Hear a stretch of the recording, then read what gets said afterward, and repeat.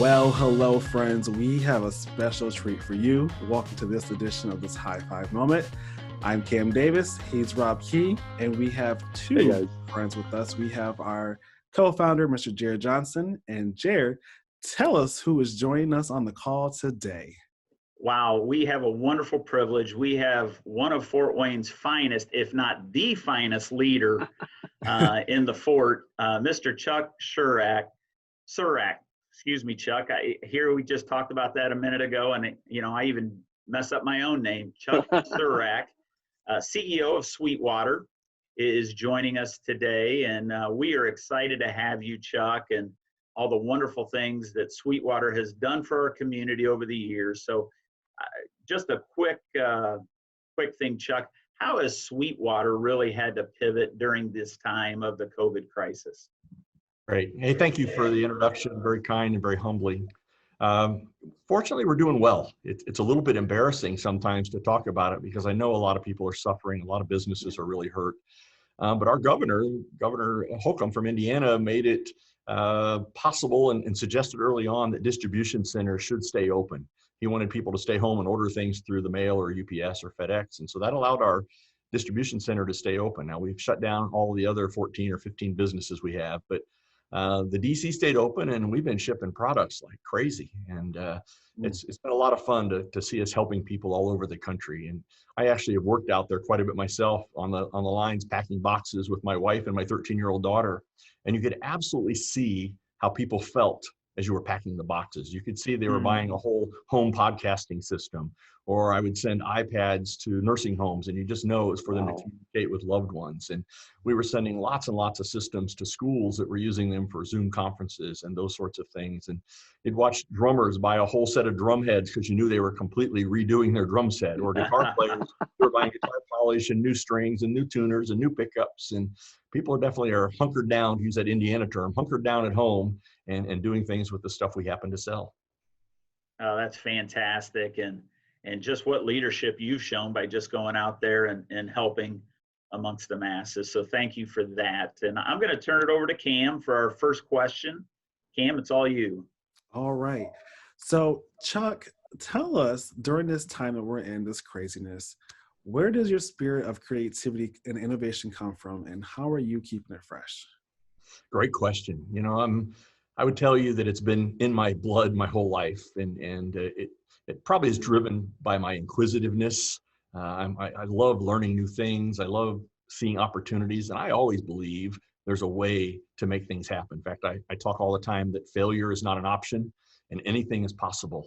And through this pandemic specifically, we've done lots of things. We brought friends in, volunteers, family members. We just opened up our club room at the Clyde Theater last night. Now, our club room restaurant's a pretty small little restaurant, but we actually are attached to the Clyde Theater, which is a big facility that'll hold 2,000 people. And we're not going to be able to open that Clyde Theater for quite a while yet. You can imagine not having thousands of people in a building. But it makes a huge restaurant, though. And so we've been able to social distance in an incredible way by using the big theater as our restaurant for the next several weeks. And we had our first night last night. So we're always looking for ways to be creative and to be better and to improve ourselves. And I firmly believe that you can't stand still. I believe in the Japanese term kaizen, which means continual improvement. So myself and my team are always looking for ways to get better, so we're not standing or resting on our laurels, because I want to get better, not worse. Awesome. Absolutely. Thank you very much, Chuck. I have another question. Second question. I really believe in establishing what we have now as far as our leadership, our principles, and then that is really a securing of our future. And so the question that I have for you right now, Chuck, is what resource would you personally recommend to the next generation of leaders in order to prepare them for their future roles? I have two. One pretty well known is the Bible. You can just read it over and over and over, and I think every time you read it, you get a little bit wiser, a little bit smarter, and there are so many great examples of leadership in there. The other one that I would tell you is going to be a little unusual, and it's not talked about a lot today, but I grew up as a Boy Scout. And Boy Scouts learn the Scout Law. And the Scout Law is that a Boy Scout will be trustworthy, loyal, helpful, friendly, courteous, kind, obedient, cheerful, thrifty, clean, brave, and reverent. those are amazing principles to live by personally. Yeah. I think they're amazing principles to live by professionally. And, I share those with all my new employees. I don't make them learn them, but I do tell them they can Google them, the Scout Law. But just think about it, starting with trustworthy and loyal and helpful, Yeah. ending with reverent, just great principles. And that provides great leadership, I think, for anybody. Absolutely. What a great concept. Thank you, Chuck. Jer, over to you, buddy. Yeah, I remember being a Boy Scout back in the day, but boy, I don't remember all of those different things that we had to learn. I think I only learned 2 of them. But well, trustworthy and reverent, those are the 2 to learn. Yeah, my dad was a pastor, so those were definitely the top 2 for sure.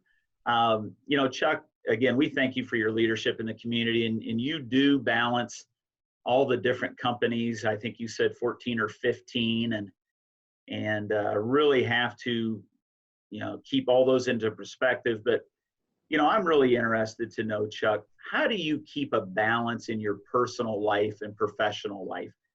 You're being pulled in so many different directions on a daily basis. How do you maintain that balance for your family and for yourself personally each day? Well, I'm not sure that I do. But in my mind, I think I'm balanced. I'm not sure that people watching me would necessarily agree with that. I would tell you the first thing is I have great people all around me. If I've done nothing else in the 41 years that Sweetwater has been around, I've surrounded myself with great people. And that gives me a lot of flexibility. I don't have to be here day in and day out. I love doing it, so I am here every day. But I have flexibility a little bit to come and go as I please. Every one of our businesses have great general managers. They have a great team of people around them. And it's all founded on, frankly, just doing the right thing, treating people the way I would want to be treated, the way you would want to be treated. I do balance my personal life, though. I'm thankful. I had my family a little bit later than most people. I got married just 20 years ago. I'm 63 today, so 43 or so I got married, and had my daughter 7 years later at age 50. And I'm not sure how good of a father I would have been at 20 years old, but I do know in my 40s or definitely into my 50s, I'm able to take time, and I really, really do take time. I have 2 stepsons also that are 25 and 28 now. And I never missed a sporting event or a music event. I just, anytime I could be there to support the boys, I supported them. And I do the same thing with my daughter. And I'm just able to take quality time. And what I tell everybody is I do everything I do to extreme. So I probably work 110%. I'm on all the time. When I'm at home, I'm on all the time. And I make sure that they get quality time from me and I get quality time with them. I try not to get distracted with phones and computers and all that. I'm not saying I don't take calls at home occasionally, but I put my phone down at dinner and I don't pick it up. And, I try to be very much engaged with everything I do, just like I am with you now and I am with other meetings at work. I'm just all in when I'm in. That's great. Thank you so much. Rob, back to you. Absolutely. Chuck, you were sharing with us a little bit about the culture of home and work and how that you're just all in wherever you are. And I'd like to ask you, I've heard a lot of great things about the Sweetwater culture, if you will. And so I want to ask you, though, it's a 2-part question. It says, how do you describe the culture of Sweetwater? And what advice would you give your successor as to how to build and grow a specific team-wide culture? Well, first off, I hope the successor is somebody from within, and whether that's one of our employees or one of my 3 children, hopefully those will be the successors and they'll have had many, many years of seeing it and living it and breathing it, and it'll be hopefully easy for them. What I would say at a very simple level, and there's lots of details to this, we're a family-oriented business. My wife and I own it 100%. We have no other shareholders, basically no other debt. We don't have to worry about quarterly returns and all those sorts of things that public companies do. And we celebrate and appreciate the families. And I talked earlier about the great people around me, but every baby that's born in our family, my wife goes out and buys welcome to this world baby gifts. And at 1,800 employees here and 400 in our other businesses, that's baby gifts every week, and so we're saying welcome to this world. We have concerts, we have sporting events, but probably the biggest thing is just mutual respect for each other. That's why I was on that packing station in the warehouse for so many hours over the last 8 weeks. I'm no better than anyone else, and I want to treat everyone with the same respect that I feel I would like to have. And I think no one's better than anyone else. We all have the same dreams, the same fears, the same aspirations. And so with my employees being here so much of their life, I want to make sure that they know that I appreciate them, I trust them, I respect them. We hire really, really good people. Once you know that you've been hired here, you know you're in a class with a bunch of other really good people, and everyone's empowered to do whatever it takes to do the right thing for each other and for our customers. And I literally mean that. If that means that our receptionist needs to replace or wants to replace a keyboard for a customer, they replace it. If someone in the warehouse wants to replace a guitar because they think that's the right thing to do for the customer, everyone is empowered to do that, or to pay for an Uber ride or pay for lunch or whatever. We just want all of our employees to treat each other and to treat our customers the right way. That's awesome. What a great thing. Thank you very much for that model, Chuck. That is fantastic. Absolutely. Well, we've learned so much about you as a businessman and so much as a family man. Now I want to get to just a deeply personal question that's a staple in the Hi-5 community. So, Chuck, are you ready? I'm ready. All right. If you could choose, past or present, to break bread with anyone, who would you choose? You know, I've seen most of the episodes you've done, so I kind of anticipated this question would come. And who would not say Jesus, right? I've seen that over and over and over. Right. He would be clearly on the top of my list. And as others have said, man, the questions you'd want to ask and the way you'd want to give love back, and it just pulls me to tears to think about it. That's one answer. I'd say my second answer, I'd love to have a couple more hours with my dad. My dad died about 10 years ago. He was an entrepreneur also, maybe not to the level I was, but he had lots of other businesses. He was a very, very smart man. And I know he would appreciate seeing, you know, where we are today. And I'd love to spend a few more minutes with him. And if we were going to someone alive, and this is probably still possible, I've been fortunate. I've met a lot of famous people, and I love watching anybody that's just excellent at what they do. And whether that's, you know, a great pastor, or I got to see Monica Seles at the Olympics years ago in Atlanta at the center court. And I just love watching excellence in any field, anywhere. But I'd love to have like a half an hour with Paul McCartney. I think that would be fun. Ooh. Yeah.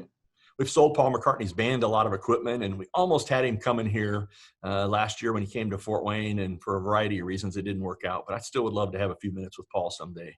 Think about his creativity, how long he's been doing it, the songs that he has written, the people he's been with. I just think it'd be fascinating to talk to him for a few minutes. That is absolutely. Paul McCartney's probably had a few lifetimes worth of influence.